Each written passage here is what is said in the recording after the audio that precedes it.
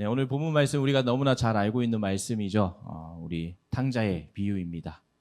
이 비유는 단순히 집 나간 아들을 우리가 보면서 그 아들이 돌아온 이야기를 기록한 것이 아닙니다.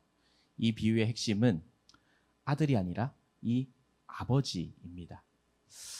아들의 방황보다 더 깊은 것은 아버지의 기다림이고, 또 아들의 실패보다 더 큰 것은 아버지의 품이라고 할 수 있습니다. 아들은 아버지의 재산을 요구하고 먼 나라로 떠났습니다. 그리고 거기에서 허랑방탕하게 삶을 살아가게 되었습니다. 그리고 나서 모든 재산을 다 탕진해 버렸습니다. 그러나 아버지는 이 아들을 보면서 종으로 받아들이지 않고 다시 자신의 아들로 받아들이는 모습을 우리가 말씀을 통해 볼 수 있습니다. 오늘 본문 20절 말씀을 보면 이에 일어나서 아버지께로 돌아가니라. 아직도 거리가 먼데 아버지가 그를 보고 측은히 여겨 달려가 목을 안고 입을 맞추니라고 말씀하고 있습니다. 아직도 거리가 먼데도 불구하고 아버지는 보았습니다. 아들을 기다렸기 때문에 아버지는 볼 수 있었던 것입니다. 아버지는 꾸짖기 위해서 그렇게 달려간 것이 아니었습니다. 품어주기 위해서 그렇게 달려갔던 것이었습니다. 아들이 변명이 다 끝나기도 전에 아버지는 이미 그를 받아들인 것을 우리가 보게 됩니다. 우리들이 살아가고 있는 이 시기를 살펴보면 많은 것들을 스스로 결정해야 하는 시기를 살아가고 있습니다. 진로와 관계, 믿음의 자리에서 우리는 수없는 갈림길에 서 있습니다. 때로는 하나님 앞에 나오는 것조차가 부담스럽고 또 신앙의 의무처럼 느껴지기도 합니다. 그러나 오늘 본문 말씀을 보면 하나님은 우리가 완벽해지고 난 뒤에 그렇게 만나주시는 하나님이 아니라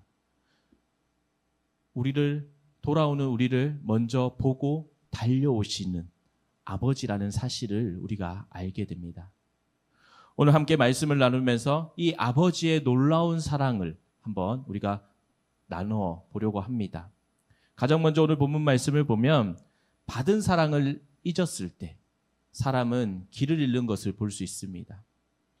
오늘 본문 12절 말씀을 우리가 다시 한번 살펴보면 그 둘째가 아버지에게 말하되 아버지여 재산 중에서 내게 돌아올 분깃을 내게 주소서 하는지라. 아버지가 그 살림을 각각 나누어 주었더니라고 말씀하고 있습니다. 둘째 아들이 아버지에게 나중에 내가 받을 재산을 미리 좀 달라고 그렇게 요구하고 있습니다. 지금도 마찬가지이지만 당시 문화에서 아버지가 살아 계신데도 불구하고 이 유산을 미리 요구한다라는 것, 이것은 매우 무례한 일이고 정말 충격적인 일입니다. 아마 가문의 수치로 그렇게 여기고 있었을 것입니다. 이것은 단순히 돈을 달라라는 말이 아닙니다. 아버지와의 관계보다 자신의 욕망을 더 중요하게 여기겠다라는 뜻입니다. 아들은 아버지의 집안에 있었지만 마음은 이미 아버지에게서 멀어지고 있었던 것입니다. 오늘 본문 13절 말씀을 보면 그 후 며칠이 안 되어 둘째 아들이 재물을 다 모아가지고 먼 나라에 가서 거기서 허랑방탕하여 그 재산을 낭비하더니라고 말씀하고 있습니다. 정확한 나라는 기록되어 있지는 않지만 먼 나라로 그렇게 아들은 떠났습니다. 지리적으로 먼 곳이 아닙니다. 이것은 아버지의 뜻과 상관없이 살고 싶은 곳, 아버지의 울타리를 간섭으로 여기면서 그렇게 떠난 자리를 의미하는 것입니다. 사람은 받은 사랑을 잊을 때 그것을 자유로 오해하고 있습니다. 사랑의 울타리를 답답함으로 그렇게 여기고 자기 마음대로 사는 것을 자유라고 그렇게 착각합니다. 그러나 하나님을 떠난 자유는 결국 자유가 아니라 속박이 되는 것입니다. 오늘 둘째 아들은 원하는 대로 삶을 살았습니다. 아버지의 재산을 받아서 먼 나라로 그렇게 갔습니다. 하지만 결국 자신이 원하는 것은 이루지 못했습니다.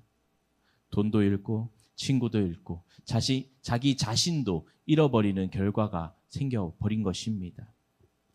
우리의 삶 가운데에도 비슷한 순간들이 있습니다. 사람들에게 인정받고 싶어서 우리의 마음을 소진할 때가 있습니다. 더 멋진 삶을 살아야 한다라는 그런 압박 때문에 하나님 앞에서 우리의 평안을 잃어버릴 때도 있습니다. 우리가 SNS에서 다른 사람들과 비교하면서 그렇게 우리의 마음이 흔들리기도 하고, 누군가 성취하는 그 모습을 보면서 나는 왜 이렇지? 라고 내 인생의 실패처럼 그렇게 느끼기도 하는 것입니다. 그때 우리가 잊고 있는 것이 있습니다.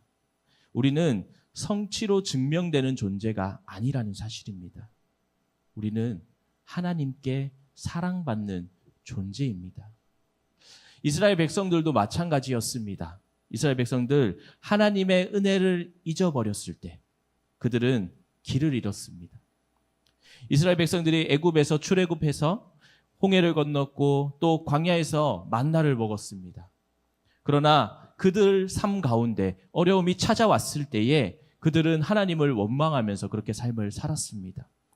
우리가 출애굽기 16장 3절 말씀 보면 이스라엘 자손이 그들에게 이르되 우리가 애굽 땅에서 고기 가마 곁에 앉아 있던 때와 떡을 배불리 먹던 때에 여호와의 손에 죽었더라면 좋았을 것을 너희가 이 광야로 우리를 인도해 내어 이 온 회중이 줄여 죽게 하는도다라고 그렇게 이야기하고 있습니다.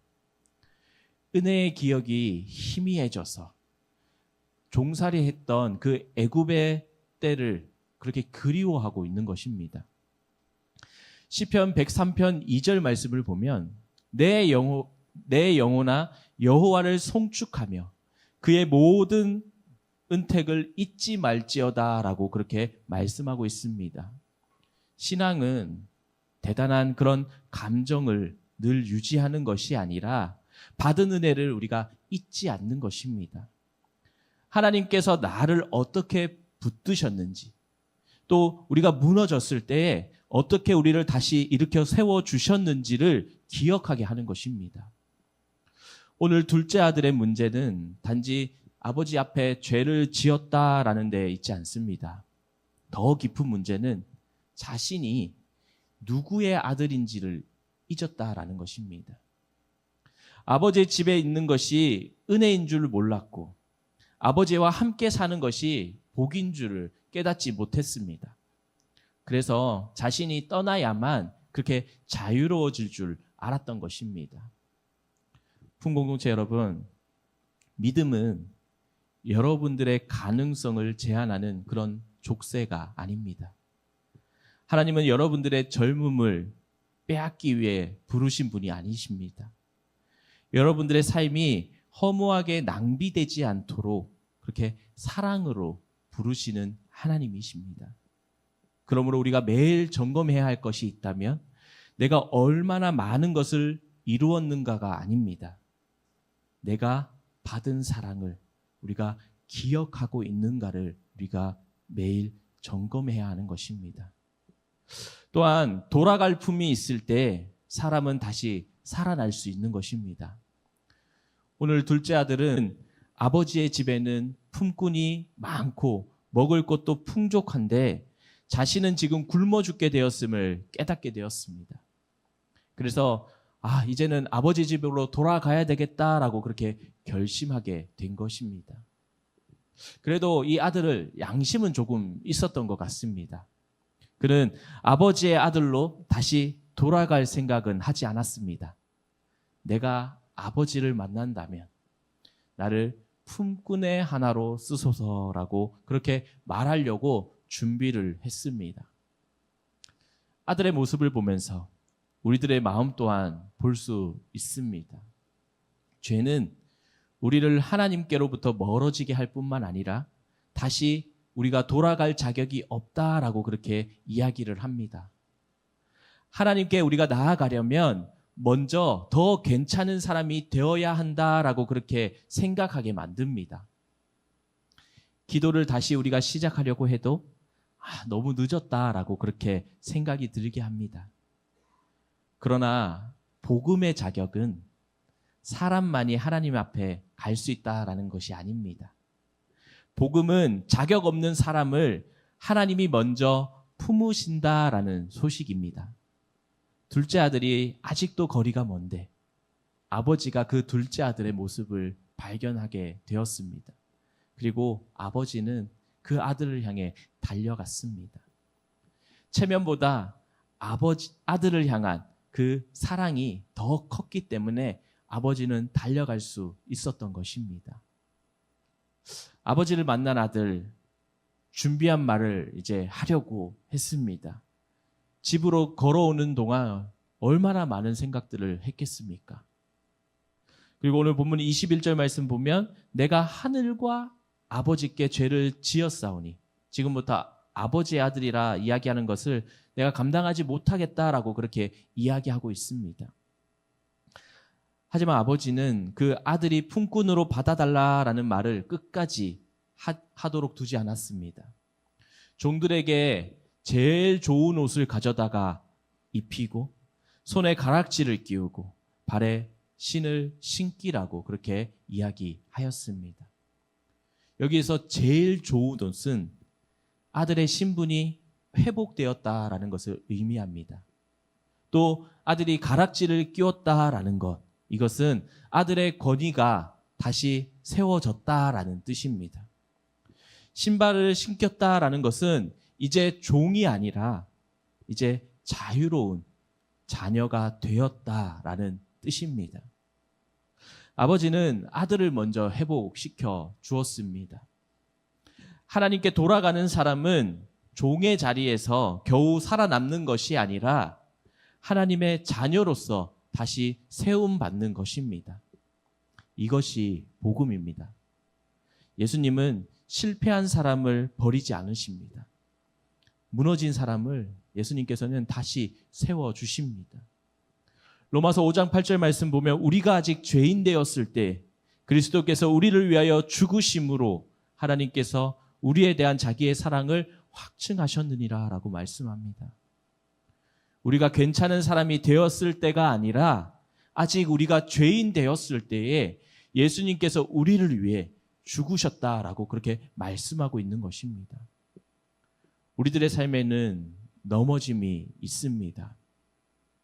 신앙에 열심히 우리가 식을 때도 있고 또 반복해서 우리가 다짐했던 그 죄 앞에 또 무너질 때도 있습니다.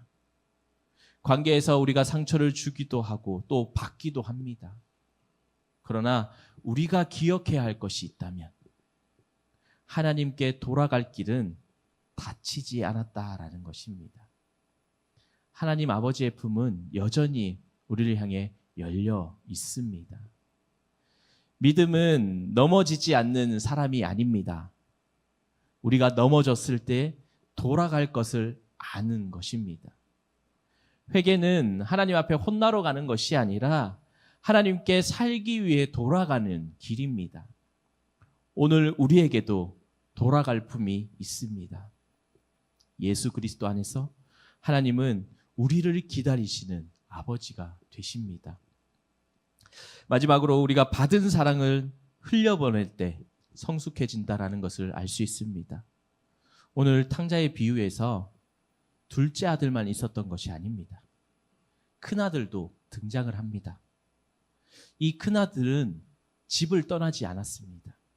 그리고 열심히 아버지의 밭에서 그렇게 일을 하면서 아버지와 함께 그렇게 생활을 했습니다.